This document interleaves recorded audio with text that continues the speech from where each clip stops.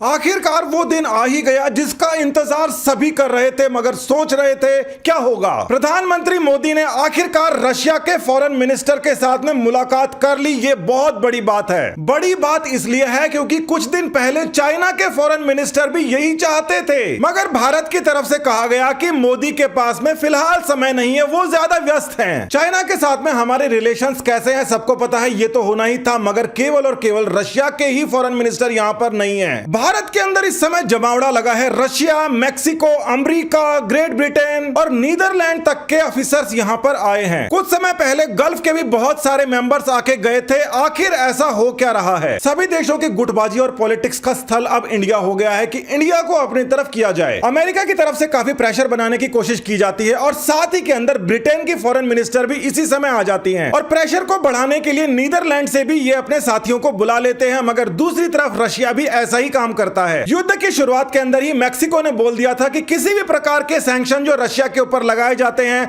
वो उसका साथ नहीं देगा। एक समय ऐसा आया था जब ये सैंक्शंस इंडिया के ऊपर भी लगे थे और यही वेस्टर्न कंट्रीज सैंक्शन लगाने में आई थी, इसीलिए इनको कुछ जवाब मिल रहे हैं। रशिया का स्टैंड इसलिए भी इंडिया के लिए बहुत ज्यादा जरूरी है क्योंकि कश्मीर के ऊपर केवल रशिया ही सीधे तौर पर बोलता है कि ये भारत का इंटरनल मैटर है। ऐसा अगर ये वेस्टर्न कंट्रीज बोलती तो बात अलग थी, मगर ये तो केवल अपना फायदा देखती हैं, जैसा कि अब जाकर इंडिया भी देखने लगा है। अभी का जो कॉन्फ्लिक्ट है वो तो वेस्ट और रशिया के बीच में है, मगर इंडिया के अलावा कई सारी गल्फ कंट्रीज भी इस पॉलिटिक्स के अंदर नहीं पड़ने की बात कर रही हैं। ये बात भी यहां पर समझने वाली है कि चाइना का जो राइज हुआ है उसके अंदर वेस्टर्न कंट्रीज का हाथ है और वो रशिया के खिलाफ ही हुआ है। यानी कि यही जो कंट्रीज हैं वेस्ट की, वो चाइना को बहुत ज्यादा प्रमोट कर रही थी इसलिए ताकि रशिया के ऊपर काबू पाया जा सके। और वेस्टर्न कंट्रीज की यह स्थिति किसी से छुपी नहीं है कि फिलहाल चाइना का अल्टरनेटिव इंडिया को बनाया जा रहा है, मगर इंडिया उन गलतियों को करने के लिए बिल्कुल तैयार नहीं है जो चाइना भी कर चुका है और वेस्ट भी कर चुका है, जिसके ऊपर अब उनको जाकर पछतावा होगा। युद्ध का जो सारा खेल है वो आकर इस समय डेमोक्रेसी के ऊपर आकर अटक गया है और जब तक इंडिया जो विश्व की सबसे बड़ी डेमोक्रेसी है वो खुलकर रूस के सामने अगर खड़ी नहीं होती तो सारे प्रोपेगेंडा वेस्ट के फेल हो जाते हैं। रशिया के फॉरेन मिनिस्टर की विजिट बहुत ज्यादा महत्वपूर्ण इसलिए भी है क्योंकि यहां पर रूपी रूबल सिस्टम के बारे में चर्चा होगी। कई जगह से ये इंफॉर्मेशंस भी फैलाई जा रही है कि रशिया ये चाहता है कि रूपी रूबल की जगह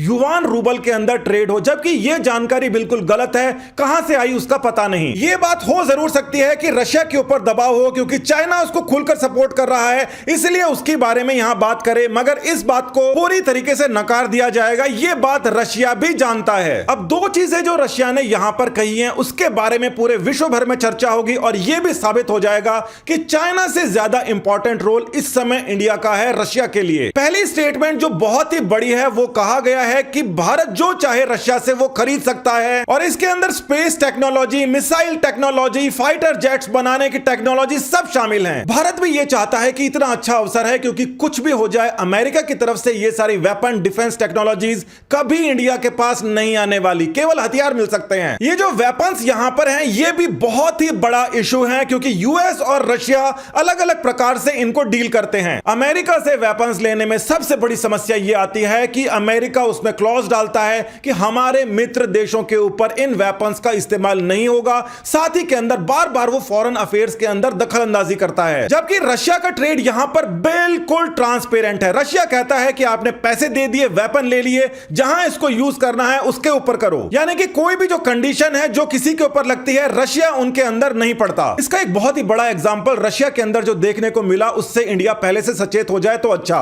रशिया के अंदर जितनी अमेरिकन कंपनीज थी उन्होंने अपना माल तो वहां बेच दिया, पैसे ले लिए, मगर अचानक से उसकी सर्विस बंद कर दी। यानी यूएस से कुछ भी चीज लेना, चाहे वो ट्रेड हो या कोई भी सामान हो, उसके साथ में हमेशा कंडीशंस अप्लाई आती हैं, इसका ध्यान रहे। और वेपन्स के मामले में सबसे बड़ा एग्जांपल सऊदी अरेबिया तो है ही, जहां पर यमन को लेकर अमेरिका ने विड्रॉ किया, मगर पाकिस्तान उससे भी ज्यादा बड़ा एग्जांपल है। इमरान खान को पता है कि पाकिस्तान की जनता उनसे खिलाफ हो सकती है, मगर फिर भी उन्होंने आखिरकार यह सही स्टेटमेंट दिया कि इंडिया अपने इंडिपेंडेंट पॉलिसी रख रहा है और अमेरिका के साथ में टाई अप करने से क्या होता है यह उनको अच्छी तरीके से पता है। अमेरिका की सब चीजें अच्छी हैं, वेपन्स अच्छे हैं, टेक्नोलॉजी अच्छी है, प्रोडक्ट्स अच्छे हैं, मगर उनकी जो फॉरेन पॉलिसी है वो दूसरे देशों के लिए उतनी अच्छी नहीं है। इमरान खान जब से रशिया गए हैं उसके बाद में उनके वहां पर पॉलिटिकल अनस्टेबिलिटी आ गई। उनको लगता है कि यूएस इसी वजह से इमरान को हटाना चाहता है, मगर यह बात भी बिल्कुल सही है कि रशिया के साथ में भारत की जो इंडिपेंडेंट पॉलिसी है वो पाकिस्तान नहीं कर सकता। इंडिपेंडेंट पॉलिसीज के लिए आपको आत्मनिर्भर बनना पड़ता है। सबसे पहले इंडिया ने आत्मनिर्भर प्रोजेक्ट शुरू किया, पाकिस्तान बहुत पीछे है। अंग्रेजों की फॉरेन मिनिस्टर जब भारत आकर बोलती है कि रशिया का डिस्काउंटेड ऑयल ना लो, तो भारत की तरफ से जवाब मिलता है कि हमारे खिलाफ ये जो कैंपेन आपने चला रखी है, पहले तो आप इसको बंद कर दो, और दूसरी बात सुनो, भारत ने कहा कि देखो 2-3 महीने आप रुक जाओ और उसके बाद के अंदर दोबारा से देखना कौन ज्यादा तेल इंपोर्ट करता है, और हमारा यह दावा है कि यह स्थिति बिल्कुल चेंज नहीं होने वाली, आप ही लोगे तेल। रशिया की तरफ से यह बयान जारी करना कि भारत मीडिएटर की तरीके से एक्ट कर सकता है रशिया और यूक्रेन के बीच, ये इतनी बड़ी घटना है कि इसका दुख चाइना को भी हुआ होगा, बाकी कंट्रीज को तो छोड़िए। और इसीलिए यहां पर पता पड़ता है कि भारत की जो विदेश नीति है वो बहुत ही जबरदस्त है। नमस्कार, धन्यवाद, जय हिंद।